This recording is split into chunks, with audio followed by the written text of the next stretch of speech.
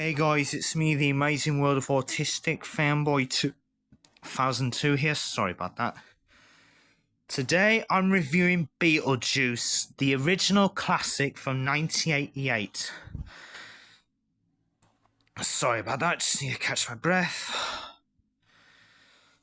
So it tells the story about a couple that live in this house right there. See that Beetlejuice is sitting on, and then all of a sudden, as they go out for a drive around the neighbourhood, all of a sudden, and they fall into a river and they become ghosts and they're not allowed to leave the house, and they contact Beetlejuice, played by Michael Keaton, right there. So, and these new inhabitants that are moving into that house that the couple that are deceased are living in want to rent it, and it's up to Beetlejuice to scare the new inhabitants away, and that's basically what the plot is. Now guys, when I first discovered this movie, when I watched the game based on the movie the same name, which was reviewed by Angry Video Gamer, which go check out Angry Video Gamer's channel if you like to, and the story's pretty good. I really like the story. You have Michael Keaton, Beetlejuice played by Michael Keaton, and you have the husband played by, I think it's Alec Baldwin. Yeah, Alec Baldwin's in this film.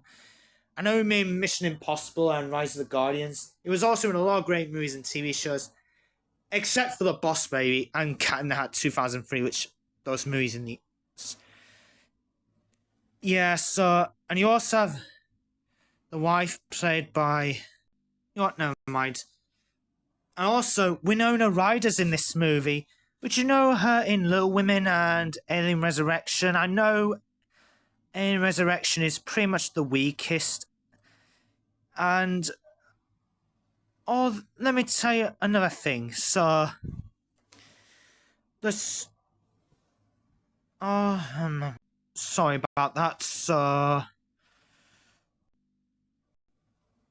oh, yeah. I like the bit where they go, when they open the door and they enter a desert part and they encounter a sandworm. Not the one you see in Dune, but the one in Beetlejuice, which looks more freakier.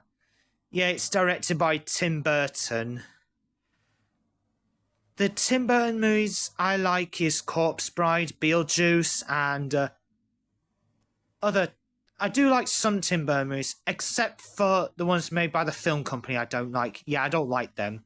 But at least my sister likes one of them. I can totally handle her opinion. But, yeah. Yeah, the bit where one of the couples stretches his face to make his head look like a hen, that is pretty freaky, not gonna lie. Yeah, that'll give children nightmares by looking at that, so...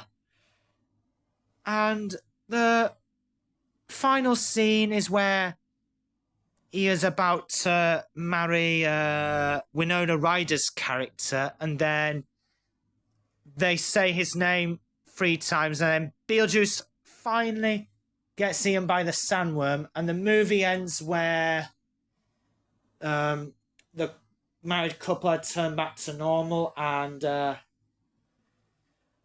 Winona Ryder's character starts floating in the air, and the film cuts to black, and then that is when we get to the sequel, which I will review, Beetlejuice. I was there when I've heard that this... sorry, I'm messing up my words. So, when I heard they were making Beetlejuice, I thought it'd be a good time to watch the original. I've watched the original on Netflix, and I'd say, I love this film. It's a classic.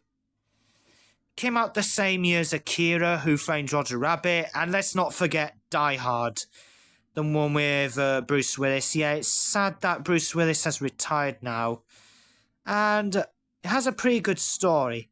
Yeah, the story's very... yeah, I've already explained the story, and the acting is good, and I'd say Beetlejuice, he's funny.